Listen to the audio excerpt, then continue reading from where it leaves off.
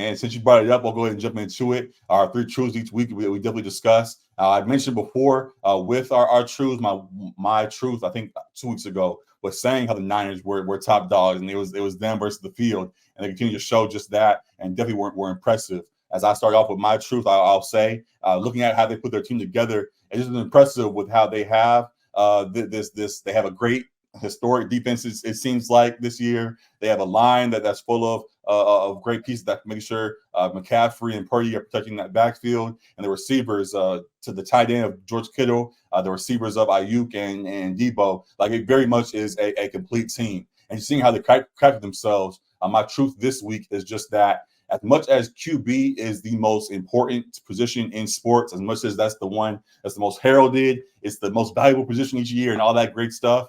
When you're building your roster, that really should be the icing on the cake. When you're building your roster, you really should focus on getting your defense in order, making sure you get your line in order, making sure you get your receivers and all those pieces in place, and then you get your quarterback that is there finally to make sure that it all meshes as it needs to in the end. So the Niners are a great example of that, and they kind of fell into it in a way. They actually aimed and drafted Trey Lance to be their main guy and wanted to build an offense around him, but things didn't work out as need be. And it turned out that you get all the other pieces and you have the stars everywhere else. And you have a quarterback like Brock that can just step in, just do the job as he needs to do. He doesn't have much flair to his game. People always nitpick that, oh, maybe isn't as good as people say that he is, whatever. He goes on his Niners squad and does exactly what Shanahan wants him to do, execute as need be, and they continue to roll as they do because of it. So seeing how they put themselves together, seeing how other teams packing themselves together, we can even go back.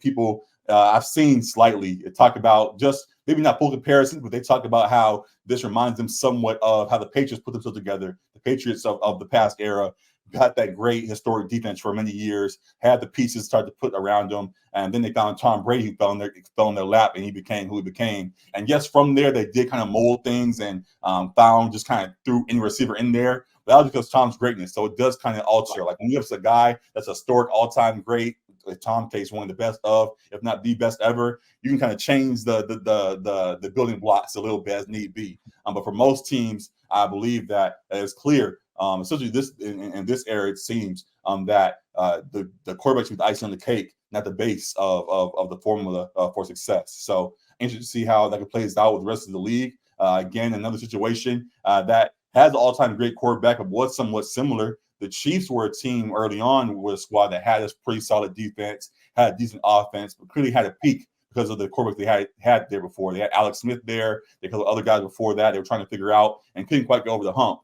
But once Pat got in there and showed that he could get in there and make something out of nothing or elevate what the pieces that are already there could be, it made it to the next level as we have seen. So he somewhat was the ice on the cake. And just seeing how teams, I guess, to get more focused. And we see teams trying to craft their lineup, see teams trying to figure out how to rebuild themselves, or a few teams thinking right now that you can adjust later on.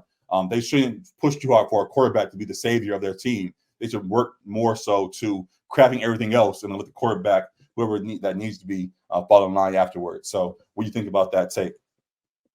I feel like there's a lot to unpack there. I do like the overall arching sentiment that like you should be focusing on some other parts of your roster that are just as essential to your success, like especially the offensive line first, and defense being a building block. I always lean on defense winning championships. I'm more of that mentality.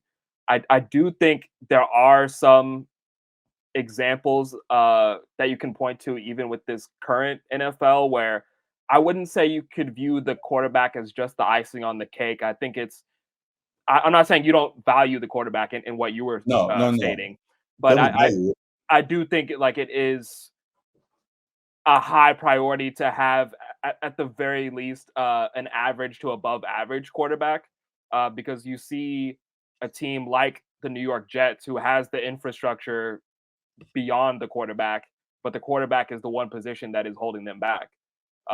They've got the run game. They've got an elite defense. To that point, though, that's where they got Rodgers to be in there to be the icing on the cake to get them to where they need to be. So Right. yes, I guess I see what you're saying. But at the same time, that kind of also proves my point in that you had other pieces. Everything else is now set. You have receivers now. They're there. You have all the other pieces that need to be there. Now you go and find your quarterback. You either draft it, and they tried to draft it, and Zach Wilson didn't turn out to be quite that, and he's doing whatever he's doing now. Well, they went and got Aaron Rodgers to be the guy that was going to actually get them over the hump, and it just didn't work out. So I think that still proves my point. Yeah, I mean, yeah, I guess there's like two ways to look at it there. You can look at it as icing on the cake, but you could also look at it as like kind of like wasting the opportunity when you have a roster, but you don't have the QB to kind of lead you to Mm-hmm. those successful seasons. But like I said, I agree with the overarching sentiment that while QB is the most valuable position, and you want someone who's going to be a good processor and able to run your system without many flaws, that you can and should probably emphasize other parts of your roster first before QB. But I think it should still be like on the higher end of things after offensive line and building your defense, because I think quarterback, if you have bad quarterback play, it can hold you back. Like the Niners had bad quarterback play before Jimmy G, who isn't even great, but like he's average to slightly above average, Mm-hmm. and they were abysmal for a couple years there before Jimmy G kind of stepped up for them. So yeah, I think I agree with you to a large extent. Yeah. Yeah, I don't want again. We're nitpicking each other in that. Even when you said the Niners and Jimmy G, like even with Jimmy G, yes, he did step up, but he also stepped up alongside Debo. He stepped up alongside Kittle. There were all the other pieces that showed up on that roster that also elevated, that allowed him to then provide what he provided during that time. So yeah, again, it can't be. You can't. There are argument angles to it, but I do think that for a majority of the league, if you're not getting Pat Mahomes or not getting Caleb Williams or one of them top kind of guys like that, who we're all aiming for, I think that you should focus more on just building everything else and then finding that QB at the end. So we'll see how teams do that going forward. I'll go ahead and jump one more because my next truth is somewhat in line with this as well. We can kind of keep this picture up, honestly. My next truth is that seeing a team that found the right formula, as we kind of talked about just now, doesn't become an excuse for the rest of the league. There are many teams that look at guys. We look at other guys. And we're like, oh, I've been seeing a lot of the takes this week. If Mac Jones was in the Bay, he'd be just as good as Brock. Oh, I hate that take so much. If Jimmy G was back here still, he'd be still doing the same thing. We can't keep moving the goalposts. We can't keep throwing everybody in this one situation and imagining what would be. We look at where they are and what they are doing and examine them for what they are doing, for what they are. Also in that, we have to acknowledge that other teams, there has to be also, I guess, also in a way, less criticism on the individual. And I also have to continue to examine what else is going on beyond them too, and saying, why couldn't for example, Mac Jones, why couldn't the Pats put together a better roster around Mac Jones to execute as he could if he was on a different team? Why couldn't whoever quarterback else you want to describe that would fit in through that box? Why couldn't that team put together more pieces as need be? We see each year that teams whip on picks. They talked about this week with the Pats again. They haven't drafted an all-pro skill position person outside of a punter or kick returner or whatever in the last like decade. So it's like you have to acknowledge that yes, there is an individual person that has to work on his play and do the best that he can. But when the team, when the management and all the other pieces aren't doing their job as well, we can't dismiss those things and just look at the player and saying, why isn't he as good as someone else? Because that other team found the right formula. So yeah, that was something that we can dive deeper if we wanted to, but that's something I continue to see this week specifically. I see it often in the league, like, oh, if we swap out this guy for this guy, he would be doing the same thing, when that's not that simple of a breakdown. So what are your thoughts on that as well? Just to be clear, like, what is your one sentence like truth there? Seeing a team that found the right formula doesn't become an excuse for the rest of the league. Doesn't become an excuse for the rest of the league. I see. Yeah, I mean, it's like, to your point about people making the argument that any average quarterback can step into what Brock Purdy is doing, and the 49ers would be successful. Like, I understand where people are coming from, because it is a system designed by Shanahan that runs very smoothly, and they have skill players and Pro Bowlers at every different phase of the roster. But I think it works because Brock Purdy is also playing like a Pro Bowl level quarterback. Like he's been Sure. undefeated in every game that he started and finished. I don't think you can just play the what if game with any quarterback and just say they immediately are undefeated as well too. Like um, that's very impressive, especially for a guy that was Mr. Irrelevant, the last pick in the draft, to be doing this. Like we expected him to hold the team back, potentially being Right. the one to come in when Jimmy G was hurt, and he helped to elevate them, and continues to do so. Like he continues to make winning plays in these games.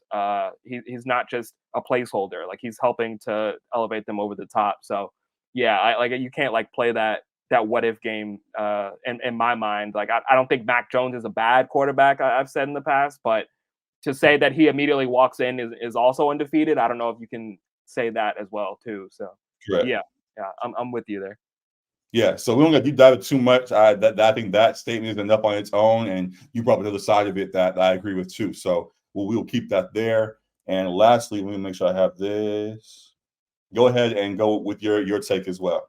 Yeah, we just touched on Mac. Mhm. My truth this week is that the Patriots, the tank should be on, man. They're 1-4. Prior to the season, I don't think there were extremely high hopes for this team. They had a semi-difficult schedule, not a whole lot of skill players, as you talked about. Like Belichick has struggled with drafting offensive skill players. He's great with the defensive picks. He's a defensive mind, but offensively, there aren't a whole lot of weapons for Mac to work with either. Mhm. Right. Ramondre Stevenson, who was great last year, has been kind of so-so to underwhelming this year. And I think they need a difference maker or a few difference makers on this offense, Right. to be honest. And I think to get that, that they're going to have to tank in some form or fashion because this 1-4 start is ugly. They're going to have the Bills and Dolphins coming up soon after the Raiders. Right. And they've lost these last two games by a score of 72-3. They got dominated by the Cowboys, got dominated by the Saints, and have put forth 3 points of offense. I don't think they've scored more than 21 in any of their games, and a lot of them have been under 20. Hmm. So yeah, it's been rough. If you're a Patriots fan, you've been spoiled. Like you've lived through a dynasty if you're at least, I Right. don't know, 20 years old. Yeah. So you can't be too mad at this. You've seen a lot of Super Bowl wins, but it should be rebuilding. And I think in order to do that, they should probably lean into a tank. Yeah. Hey, every dog has his day. The Pats are finally facing the music right now. It's a Yeah. tough time, and they're going through the process of becoming the winner that they once were for such a long time. So, yeah, I agree with you that seeing the landscape of the league, while there is opportunity still for teams to bounce back, they haven't shown that they even have the potential to do so properly. And yeah, should just do what they can to find pieces in other ways to begin the process of the rebuild, as you said. So yeah, we'll see what that entails. We'll see what that means for a lot of these key pieces like Mac and like Ramondre and others that you mentioned. And yeah, it's interesting to see how they get things back afloat because it's not looking good right now. So I agree with you there. If you want to add anything to it, I don't really have much to add beyond that. I'm agreeing with you. It hasn't looked good. So we'll leave it at that. So yeah, those are our 3 truths this week. Definitely a lot of fun stuff that we discussed here. I think we want to see you guys' feedback on it. So continue to show love in the comments and all of that. And we'll be sure to talk with you guys there and looking forward to that. So